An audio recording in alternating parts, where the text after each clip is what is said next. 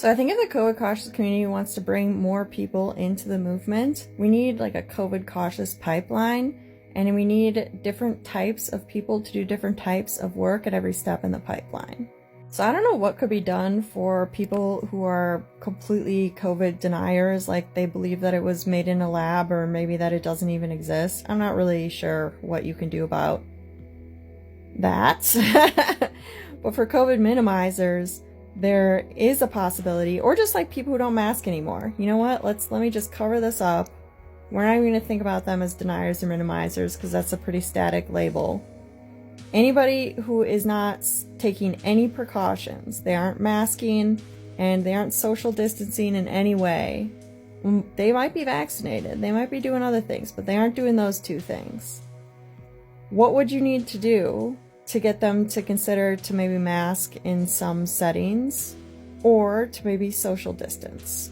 Now, one of the things that I say in other videos is that we learn best from our peers, from people who are only one step ahead of us. So people who are not masking at all, they're probably going to be able to be convinced better by people who are just doing some social distancing or people who are just sometimes masking.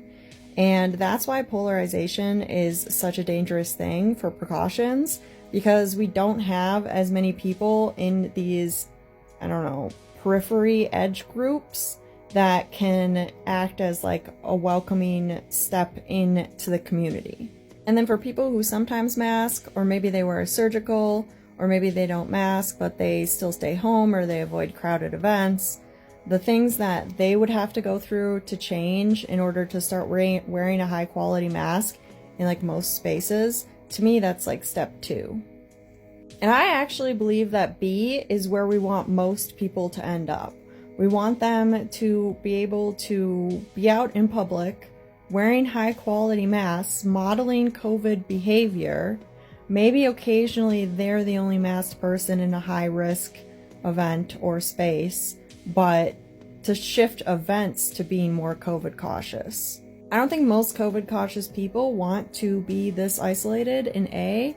I think we just ended up being here because everybody else gave up on precautions, so then we had to carry the whole burden of the pandemic, and now we can't be out in public at all because other people aren't masking. So if more people shifted towards wearing high quality masks, then I think the people who are severely isolated right now, like myself, we would be able to like shift left a bit and take some like healthy risks in order to be around other people. As important as I think that step 1 and step 2 invitations to being COVID cautious are, I actually kind of feel like 3 is the most important for us right now, which is just the community kind of like developing a set of standards. Like, even if we don't all behave the same way, like how are we going to talk about it and how are we going to approach it and how can we support each other so that we don't lose more COVID cautious people to giving up on masking entirely. I am not saying the community can't have any disagreements. Obviously, we have a lot of different identities within like a very broad coalition of people.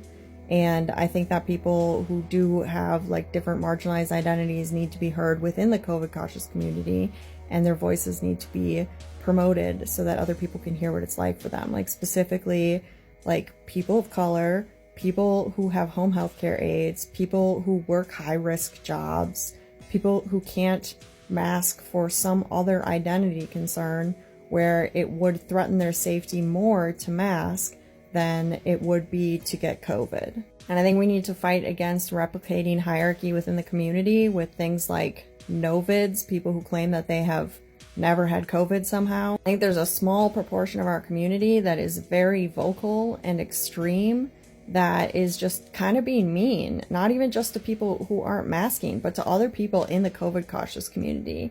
And they are more interested in burning things down than building things with other people. I'm fine with shame as a tactic. I think we need all types of strategies and tactics, like just to see whatever works. And I think different messages are going to work on different people for different reasons.